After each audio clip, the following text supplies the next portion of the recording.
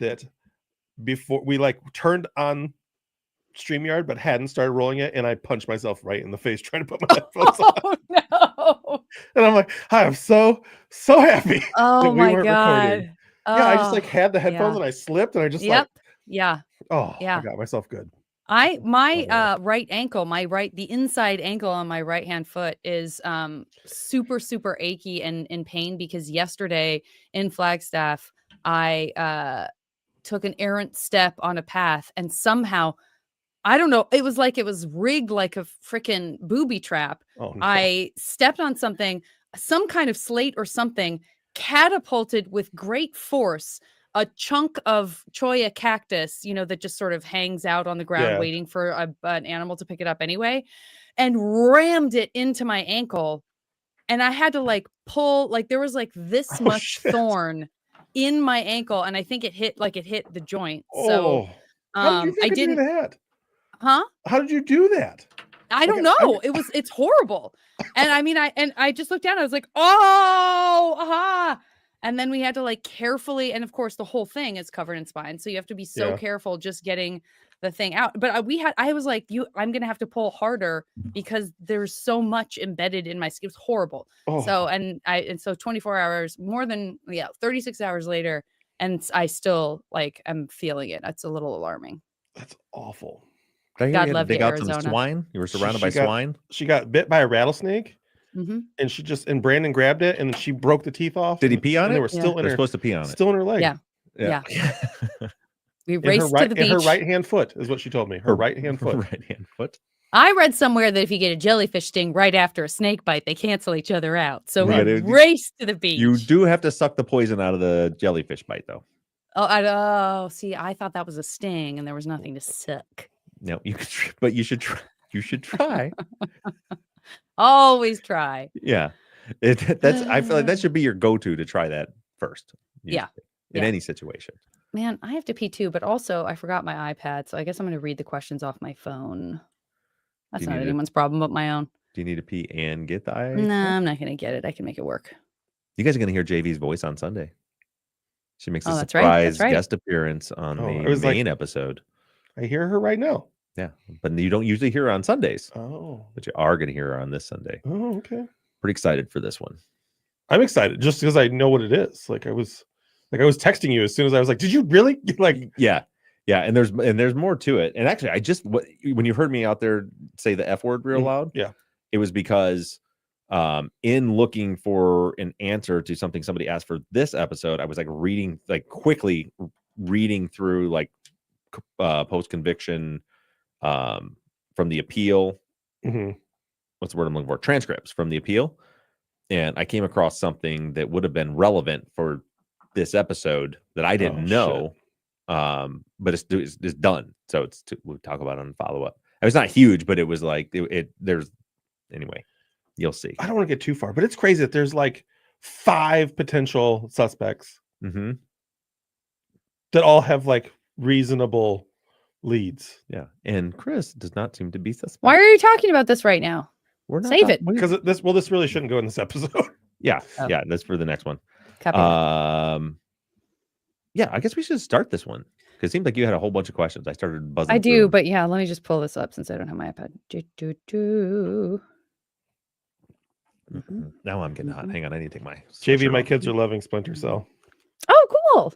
Actually, they probably finished it by now, but you saw that. Becky and I are watching How I Met Your Mother at 10 o'clock at night, falling asleep. And all of a sudden, Becky's like, "That's Janet." Invaded our what the hell was all over you in that? Little Barneys. There was Tiny. little Barneys all around you. I think it was both by the end. It was Ted and Barney. What? Oh, maybe. I don't know because I was too distracted taking a picture. I've never watched the show. I've never watched a single episode of the show.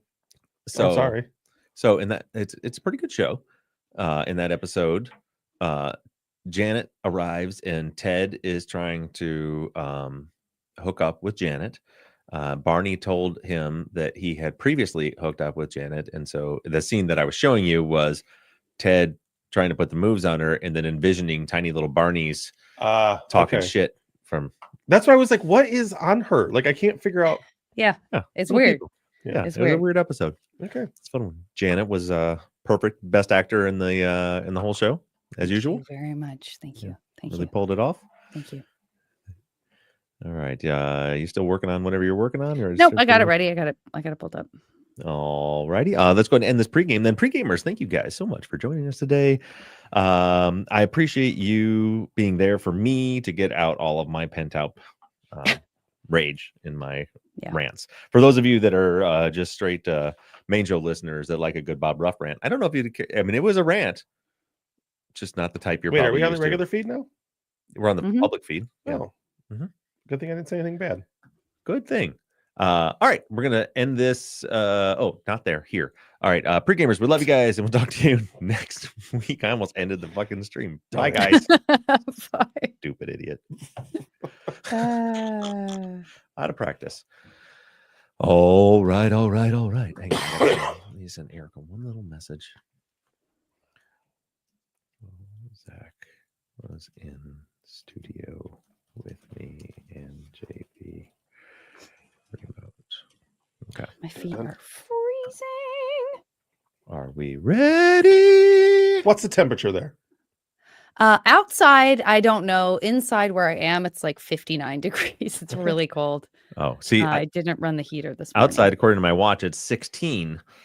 In here, it's 97 degrees. It is fucking It's so hot. It's aggressively warm in here. Yeah, it's hot. I can't find a heater that doesn't like immediately overheat wherever I am. I feel like that's a problem. Like This is pretty good when I just have the need to- doors open and stuff. But when I yeah. close the door to the studio, it's insulated so thickly for the soundproofing that it Mhm. just holds it. Yeah. And Zach runs hot. He's steaming. Yeah, Oh, Zach. it happens. Are we ready? Ready. And recording. Recording. 1, 2, 3. Ahoy, friends. Thank you for tuning into Truth and Justice. We are back from our Thanksgiving break, and you are listening to the Friday follow-up for Season 17, Episode 19, Shaky. This week we heard from 4 different witnesses that all had sworn affidavits pointing to one person, and if you didn't listen to this episode, spoiler alert, it wasn't Chris Bynum. Today I'm joined by Bob Ruff and Janet Varney, and we have a lot to get into, so let's dive right in. All right. Yeah. I don't think we have any housekeeping issues going on right now. Hope everybody had a great Thanksgiving. I know we did. Had a nice, enjoyed the break. I even got a little extended break. We had a snow day today from school. So I got one little extra day tagged onto there. The only housekeeping thing I will remind you of is that if you are somebody who likes to watch and participate in the recordings of the follow-up, that we are moving that to Mondays. So we'll be recording on Mondays for the foreseeable future right now. So keep your eyes out for that. Other than that, there was a lot to unpack here. It has been a couple weeks since we put it out, but we went through a series of affidavits that were uncovered by the defense investigators for Chris's appeal. As Zach said, they all seem to point in one direction. So I know we have a lot of listener questions. I want to talk to you guys just to kind of get the ball rolling and kind of remind everybody about the episode. What did you guys think? Zach, I'll start with you. Holy shit. Like, I don't want to say I didn't see it coming, but it's craziness that 4 separate witnesses, all separate of each other, came forward with the information they came forward, all pointing one direction. Like, and like you did at the end of the episode, if you haven't listened, please go back and listen. You put together a narrative using those affidavits that not only makes sense, paints the picture of actually what happened that night. And paints the picture of what actually happened that night. It was, I'm really impressed, and it's really amazing that nothing has ever come from this. Yeah, and this has all been presented to the appeals court and was denied. Like everything that we've kind of been covering was all, with the forensic stuff and this stuff this was all put as one, like the Innocence Clinic from Indiana University worked on this case for years and then put it like what to me was a massive like here's 1,000 reasons Chris Bynum is innocent, and they denied the appeal. Did you get into that in the episode? Like why specifically they did deny all of that information that they said, usually there would be some sort of finding where it's like, we found that this is not reliable or we found that it wouldn't have mattered. I haven't. I mean, I've spoken to people about the results of the appeal. I know that it was denied.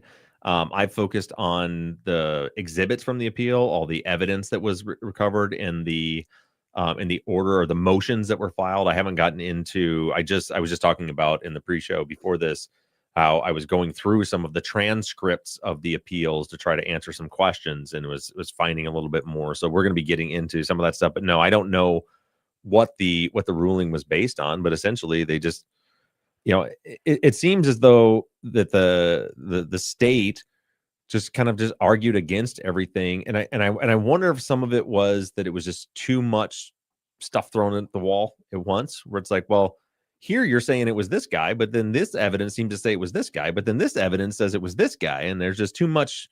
There's no cohesive narrative there. And so they didn't do anything in the appeal process that matched a little bit kind of what you did at the end of the episode, where you were like, well, there is a scenario in which this could kind of all maybe work together, or at least part of it can work together. Like, I can't say there wasn't, because like I said, I haven't been through all the transcripts of the appeal, so perhaps that was kind of put together in that way. But the things are, I mean, remember we went through the forensics, which was part of the appeal. It's like, here's all the, this DNA points to Joseph Tidwell and Leon Frevel. And then also here's these affidavits that say it was Shaky and Rob Carr. And things are going to get even a little more complicated on Sunday's episode, when Sunday's episode comes out, which was also part of the appeal. So yeah, I mean, I was able to put together, and to be clear, the narrative I put together is not, I'm not saying that's what happened. That was just, if we believe everything in the affidavits, if everything is accurate, what could it look like? Right. Yeah. And so, no, I don't know if they did or did not put together that narrative, but I can tell you it gets a little tricky when you start putting everything in. Well, and I wonder if a little bit of the appeals was questioning the affidavits. The person comes forward and says, this is what happened. I fully believe this is what happened. Right. And that happens a lot. Somebody comes forward and tells their truth. That doesn't always mean it's the truth, but tells their truth. So like the first affidavit at the ballpark, I do have to question that one a little bit. In my own opinion, that person says they hear shots, they look outside, they see Shaky running from the ball field, and they know it's Shaky, and they can tell you what it's, but how well lit is it? It's at night. We already know it's at night. How well lit is that area? How far away is that person? Like, even if it's across the street at night, you're not always able to be like, that's Bob Ruff across the street from me right now. Yeah. Yeah. And without getting too specific, I mean, I think that one, Shaky would have run right past their house with a street light. Okay. But that, again, to your point, I mean, that's still the middle of the night, unless you really, and it seems like they did, but really know somebody. Like if I saw you run and be like, hey, is that Zach? You know what I mean? No, and that makes sense. I'm just trying to hypothetically put out there how you could question things. We have, I mean, that's, I went ahead and just sort of put the most, we had a post from someone who was like, look, here's all the problems I have with these affidavits. And, so I if you want to start with that, I kind of just front loaded it to present what a listener kind of said about the questions that they had around the affidavits. It makes sense to do that now. Yeah, sure. Okay.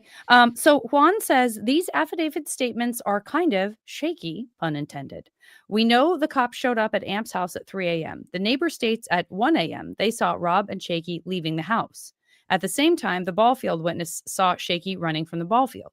An hour earlier, witness number 4 saw Shaky and Rob shoot the house victims. The timing just doesn't add up.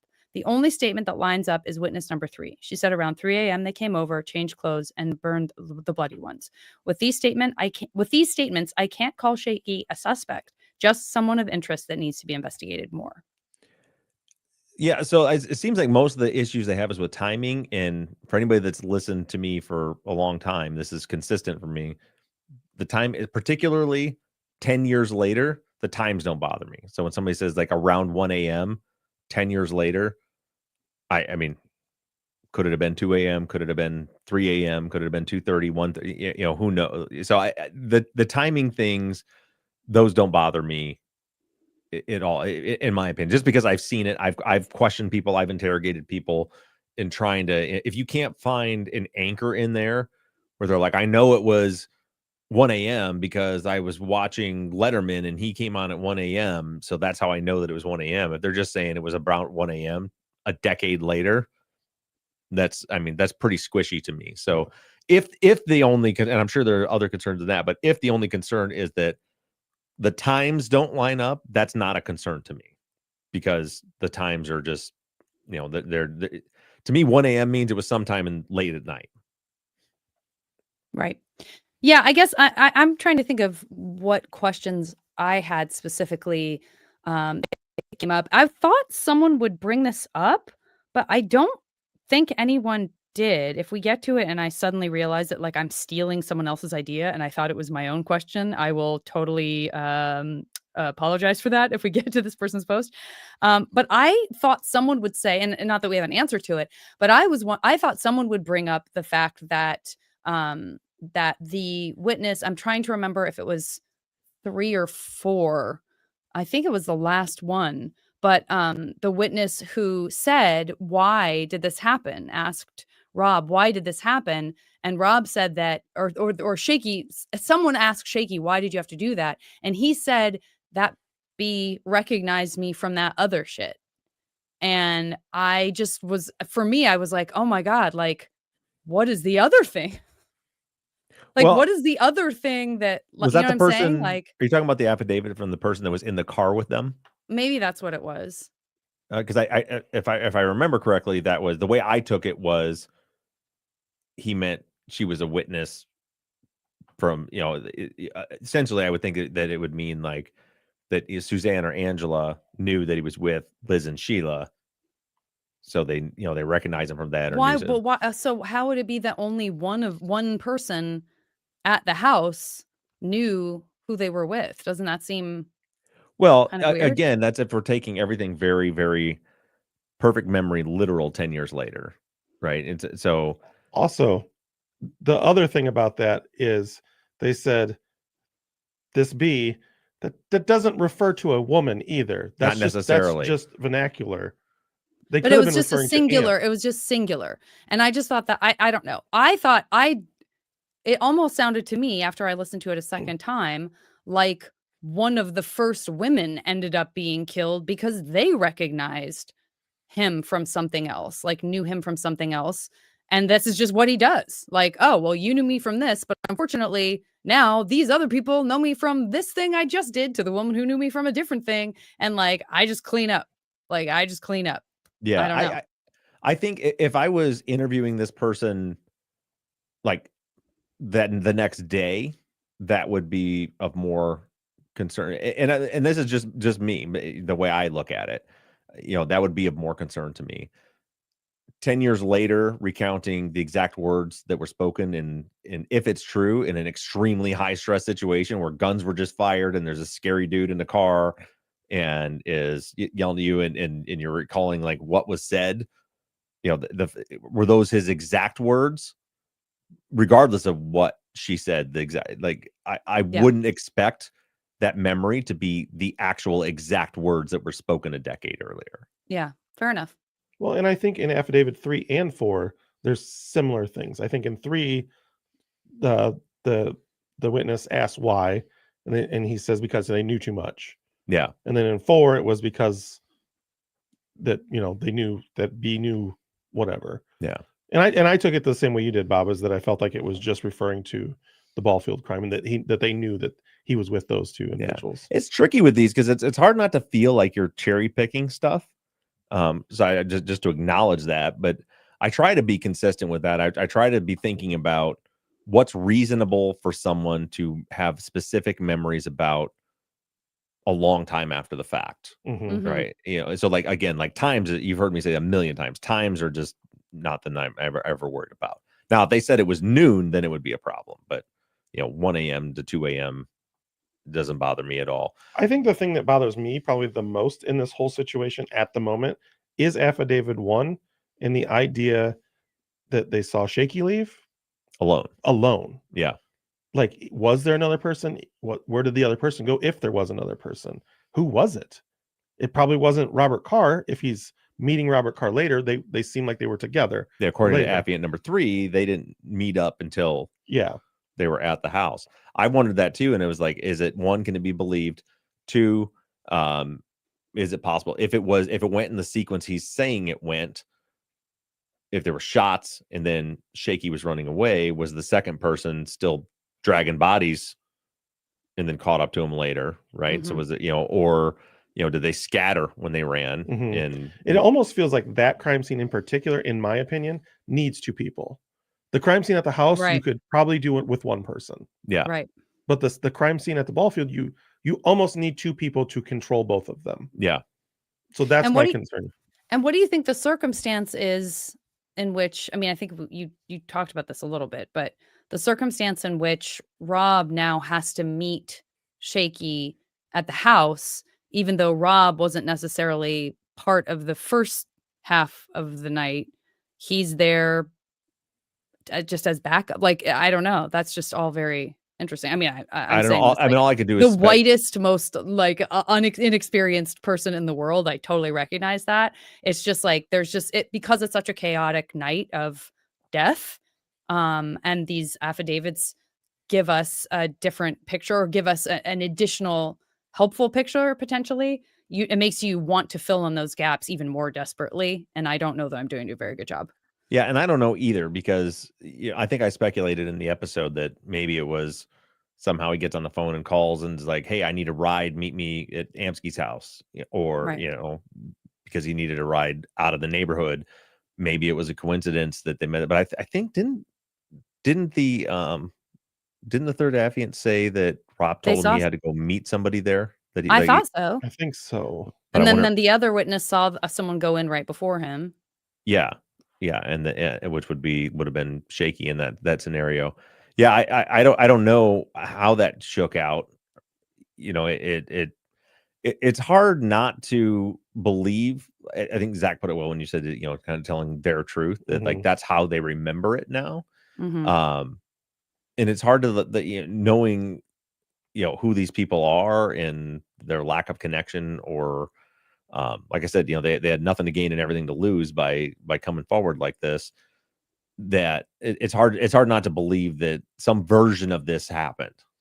But I just like you, I have questions as to how the logistics of all of it worked out. Yeah, I mean, I don't mean to discredit. This is very compelling information, and I'm certainly not saying like I guess it doesn't make sense, so none of this is true. Like I'm definitely not saying that. Well, and the other thing is you could always. Like, there's always a possibility that like one of them, like Zach is focused on affidavit number 1. Maybe that one's not true. Maybe there's one piece of this puzzle that we're trying to, fit a round peg into a square hole, and that's the one piece that isn't actually true. We don't know. Right. Okay, so let me read from Sarah, one of our Sarahs.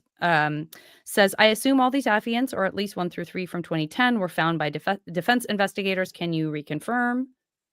Yeah, they were all tracked down. And from my understanding, it was, basically a canvassing effort to start going through anybody that lived there, and doing what the cops should have done back in 2000. Yeah, she said, I know Affiant 4 mentioned an attorney was looking for them, which sort of makes you wonder, did they at some point, did the defense in doing their work have someone say, you should go talk to so-and-so? She mentioned something in passing, and I don't know if she's going to want to talk about it, but yeah. Like, and I don't know the way I probably see it. If I was the one doing this investigation, it's all about like, you're just trying to find a trail of breadcrumbs.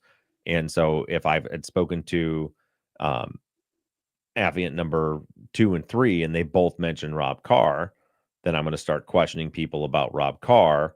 And it's at some point, I'm guessing, so, because people talk, I would imagine somebody was like, well, his girlfriend is so-and-so or was so-and-so. And I heard that they went to her house afterward. So then they would go then look for her. So it's just, it just every witness ideally leads to another 2 or 3 witnesses. And you just keep branching out till you find somebody that knows something. Yeah.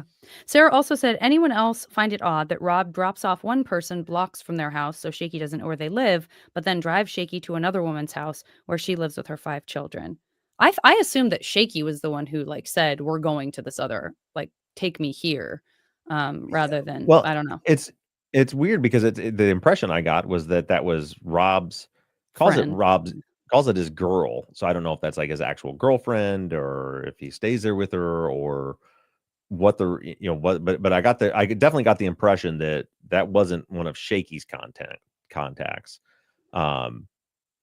Yeah, and it is a little odd, but again, if you're imagining Shaky being as scary and violent as everyone seems to say that he is, if he's in the car with a gun after having just shot 5 people, and they're like, well, I'm gonna drop this person off or whatever, and if he's like, take me to your girl's house, we got to get out of these bloody clothes, take me somewhere, and if he says to do it,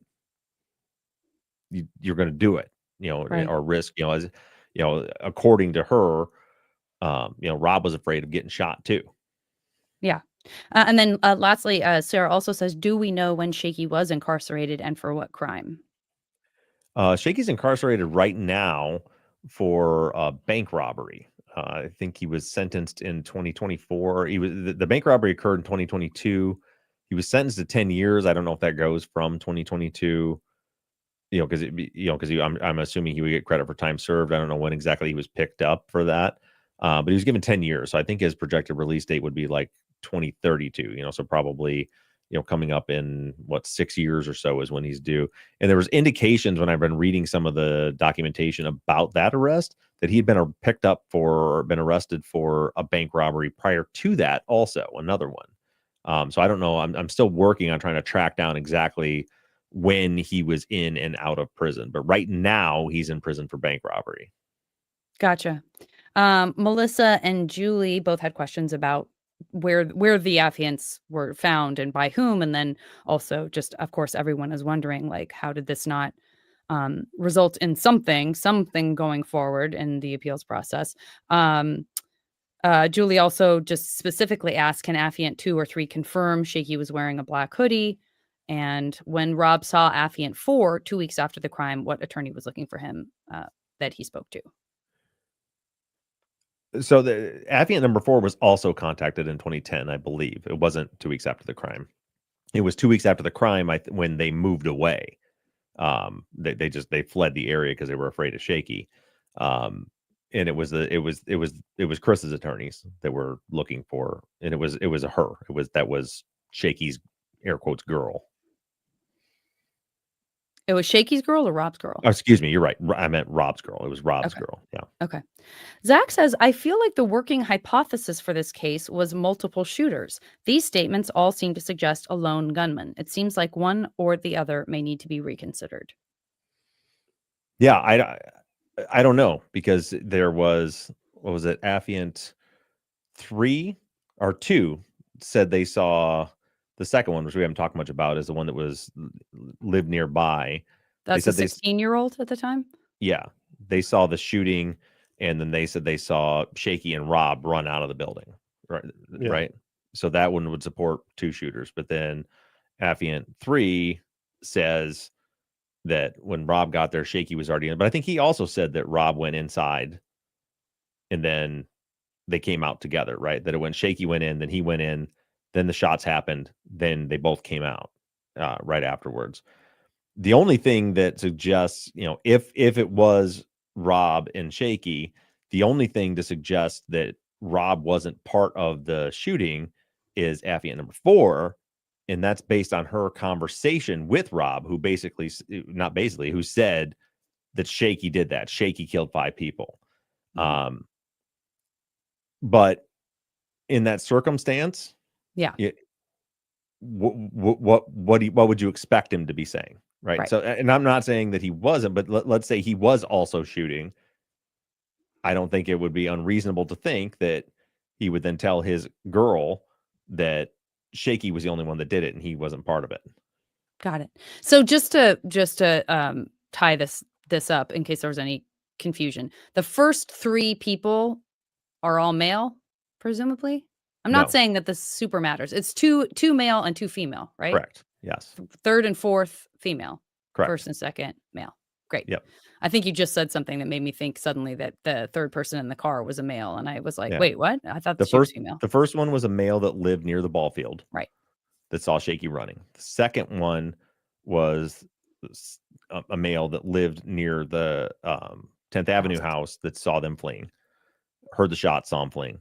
The third one was a female that was in the car with Rob when they pulled up, and then Shaky and Rob get back in the car and they drop her off.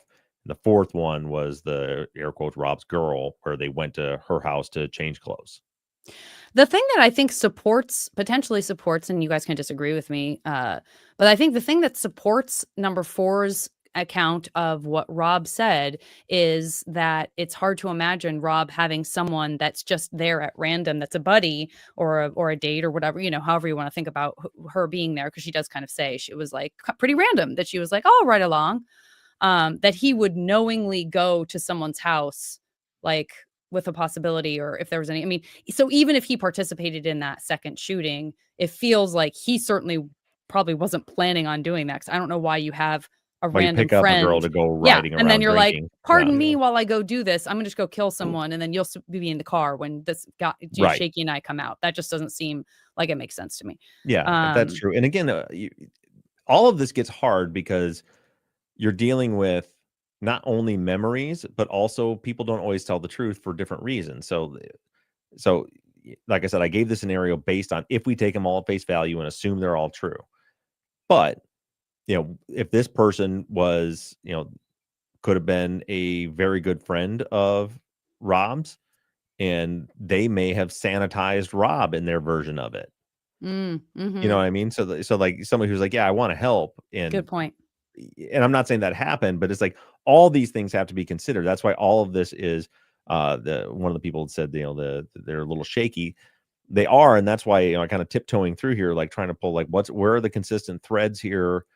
But then there's these details that like it's so hard to really lean into any particular detail based on memory and based on the fact that there's a million reasons why people might just change little details to make things sound a little bit better for somebody, even for themselves.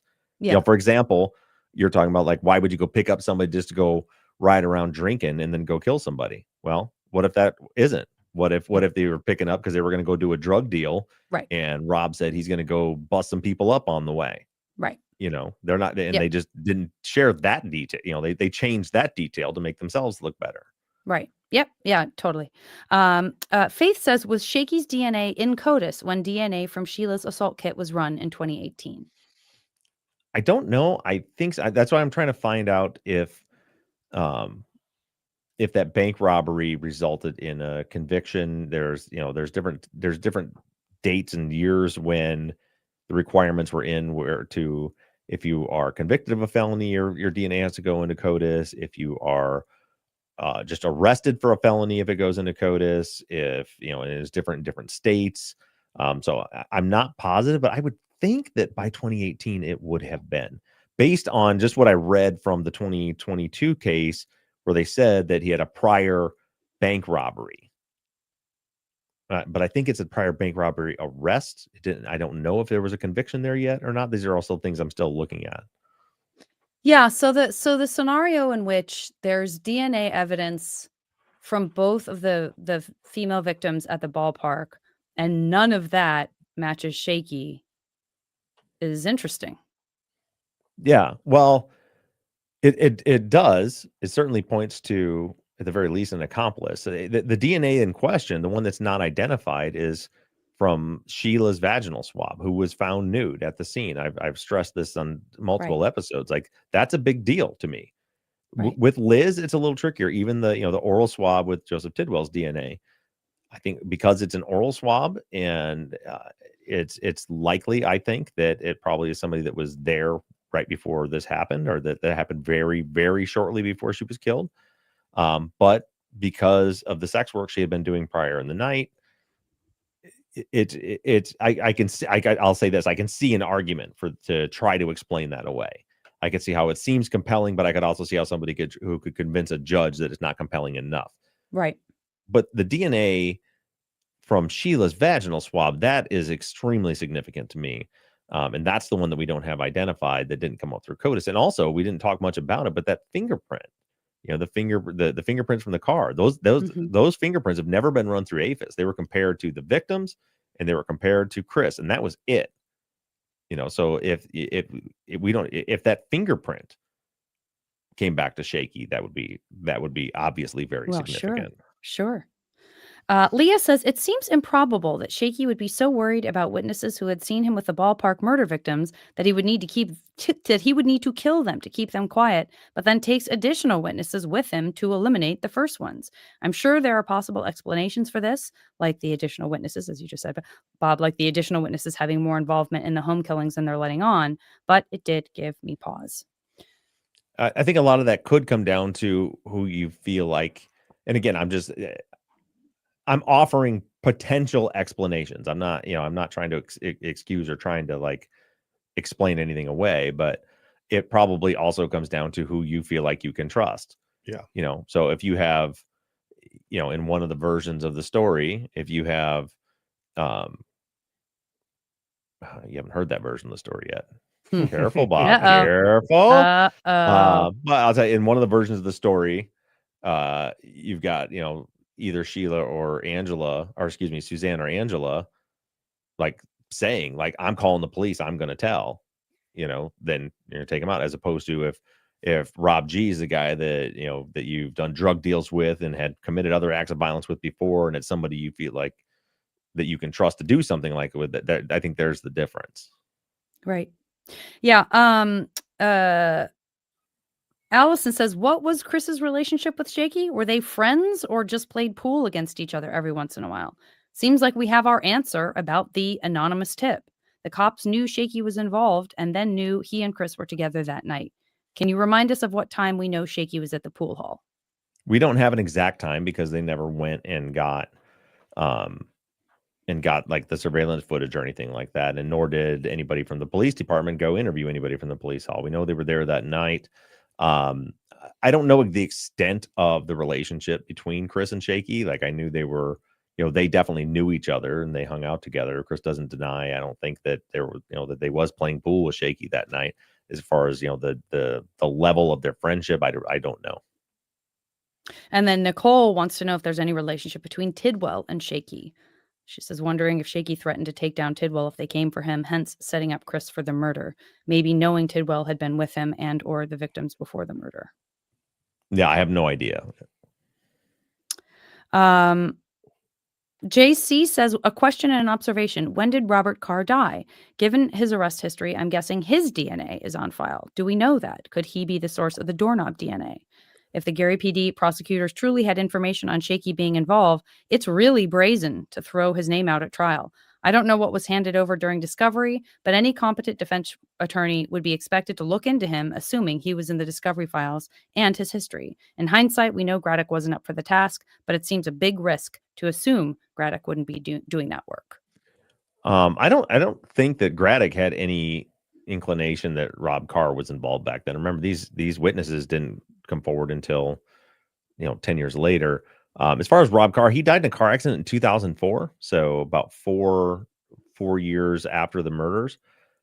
He was 31 at the time. I don't think his DNA would be in CODIS because I think I'm not sure exactly what all his criminal history was prior to that, but I want to say from what I was looking at recently, it's like 2006. I want to say was about the earliest where you started having forced CODIS entries going in. 2015, I think, is when like the federal law that came in that said that anyone arrested for a felony gets put into into CODIS.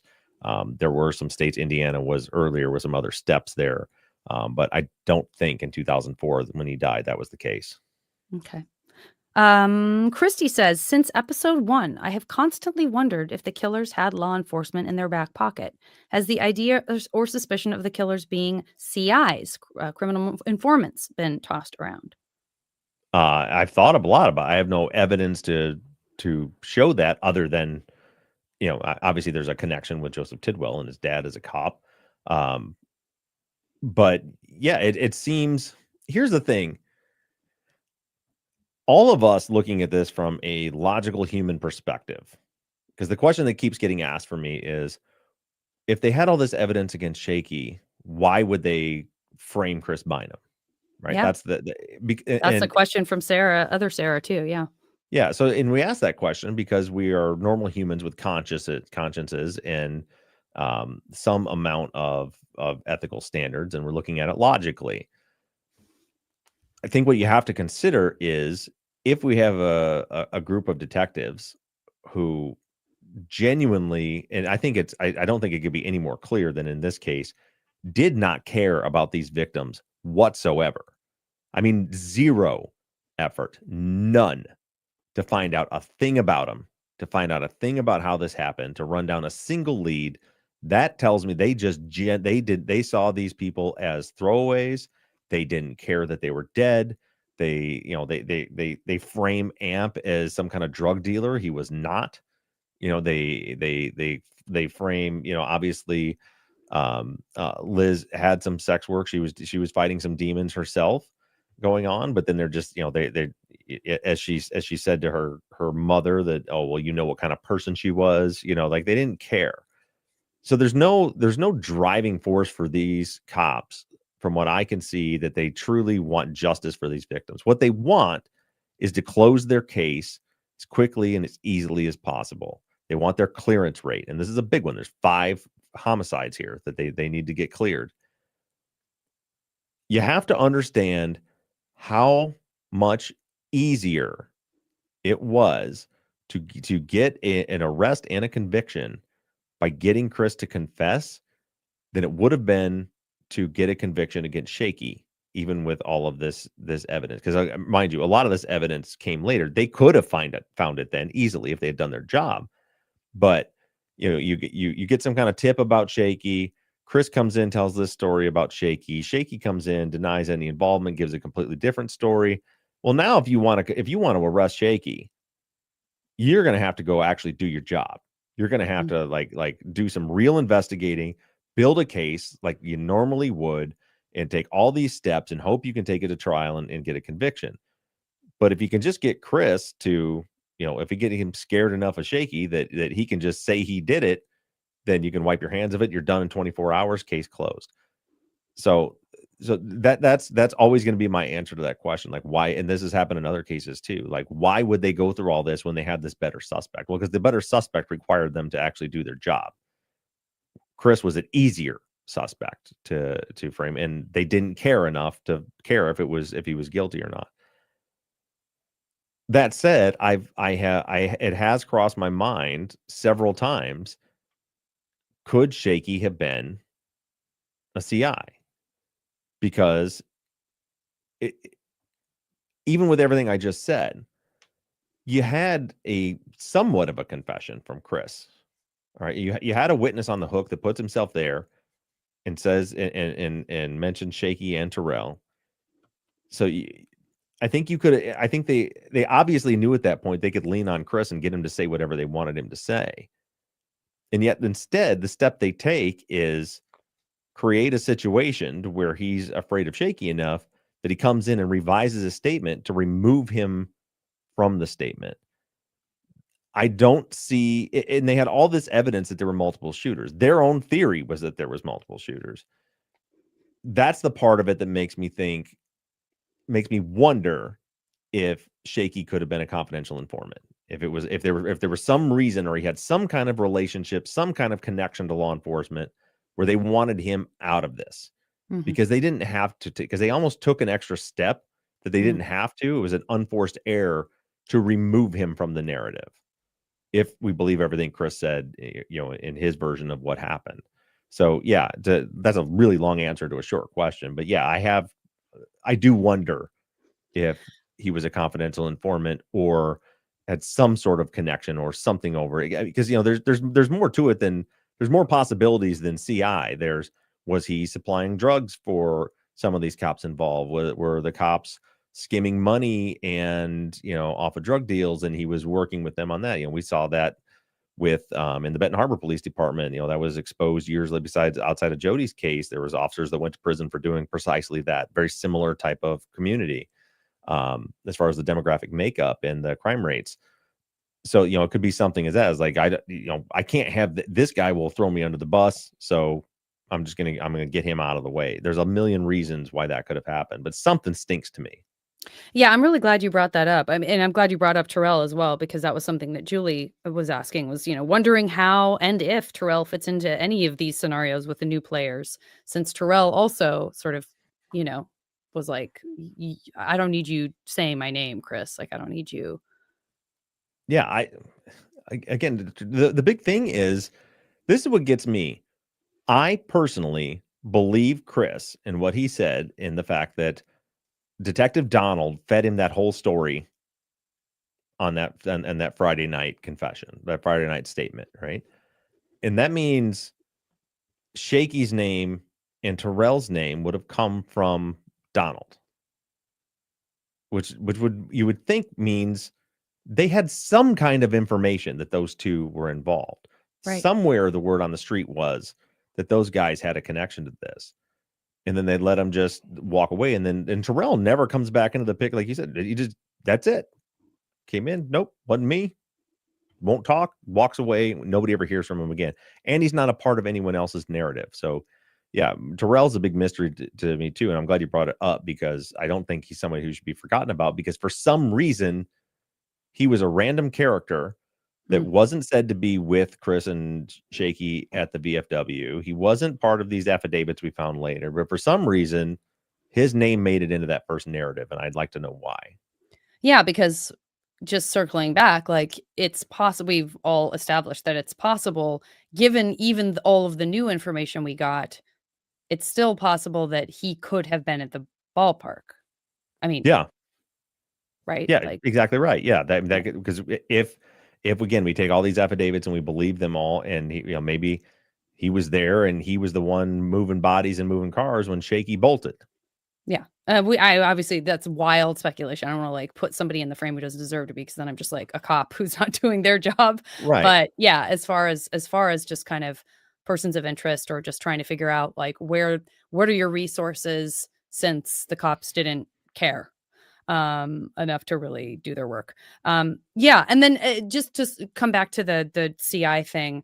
And I'm basing this almost solely on the kind of Jay Wilde's questions around him. And one of the things that made people wonder about that were looking at some of his getting pulled in for something and then mysteriously not being charged. I mean, is that something, obviously that's not a direct indicator, but I'm just wondering if there's some stuff like that somebody could look at and go, well, look, this person was arrested for this, but then they ended up not being charged. They were pulled in for this, and weirdly they only got, this and this instead of what you would expect to see happen. Like, I'm just wondering if there's any kind of circumstantial stuff that could sort of lend itself to that. Exactly. That is one of the things that's on my list that I'm working on now. Indiana's tricky with I mentioned this before, with their open records laws and what you can get and what you can't get. I know in the current one, it was thrown out. It was bumped from the state of Indiana up to a federal case with the bank robbery. So, all that shit would go out the window in that case. But I would be curious to see if there were local charges that were dropped or not given. Because honestly, I mean, 10 years for an armed bank robbery seems light to me, but I don't know what's typical. Yeah. Just, I see in the chat just right now, Sue says, could they have been trying to lean on Chris to get Shaky, but Chris got afraid and backed out of it? And so then it really was like a plan B, like, all right, well, we got you in the chair. You're too scared to name Shaky, but you put yourself there. So it's you. Very possible. Very possible. Yeah. And then the last thing I have that could pertain to this, but is also just a miscellaneous. Laura says, a while ago, Bob, you mentioned that now as a real PI in Michigan, you had access to information that regular people wouldn't have access to. Any chance that might include the National Fingerprint Database, NGI? Not sure that would help for this case, but it occurred to me to ask. No, all that stuff's only accessible to even attorneys on cases can't get access to that. Only law enforcement can get access to like APHIS and NGI, any of that type of stuff, unfortunately. Yeah. Because that's all that stuff, that biological evidence is all considered.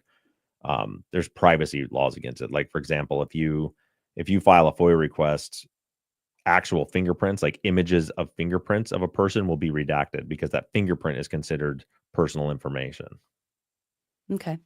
Well, you seem like you almost tipped your hand a little bit to what we can expect coming next week, but then you quickly pulled back out again. Yeah. Is there anything else you want to share with us before we get ready for Sunday's episode? Yeah, I mean, I kind of teed it up at the end of this main episode. You guys know what's coming. And this week's, for this whole season, we've been talking about, and I'll say this: when I kind of came to this conclusion was before I knew the information, all the details of the information you're going to hear on Sunday. But the idea that there is some Chris connected to this somehow, just not our Chris, as it turns out, there is another Chris that has a connection to this case. That's what you're going to hear all about. Hang on, I just bumped my mic. That's what you're going to hear all about on Sunday. So make sure you tune in for that. And remember, we're going to be recording the follow-up for that on Monday. So if you want to get questions in for the follow-up, look on Facebook for the follow-up post on right away on Sunday. So while it's fresh in your mind, you can get your questions in. And then next Monday evening we'll be live on YouTube recording the follow-up. We'll talk to you guys then. We'll see you next week. Thanks, everybody. Bye, guys. Right. So my recording's off. I am in the process. There we go. It's always nice getting myself to where I'm ahead on the episodes, But then but it is always very tricky. Uh-huh. I almost just gave a big old spoiler when I was like, no. wait, you guys don't know that. I recall speaking that into the microphone today. Yep. Oh, cool. all right. What a wild case. Oy. So, yep, that's that. I was going to say some more shit. I don't know what it was going to be other than I'm tired. I got to go. All right. Apparently, I got to go back to school tomorrow. I don't think we're going to get a snow day from the little dusting we got now. Sorry. This was the best snow day today ever. The best types of snow days are when they call the night before. Sure. My kids didn't get called this morning. Bridgman didn't? Yeah. I got a phone call at, 4:45 this morning. Oh, that's tough for parents. Let's look at my call log. Becky and I were sitting there watching Landman. 4:50. Sorry, not 4:45. 4:50. It's about 9 p.m. And I was like, oh, man, we got to get to bed. Guess we got, and then, boop, phone call. Parker school canceled. Boop, phone call. My school's canceled. Boop, phone call. Becky's school's canceled. There you go. Got to sleep in, go to the gym in the morning. It was real nice. All right, Janet. Well, I guess we'll let you go. I love you. We'll love ya. Bye-bye. Bye, everybody. Bye, chat.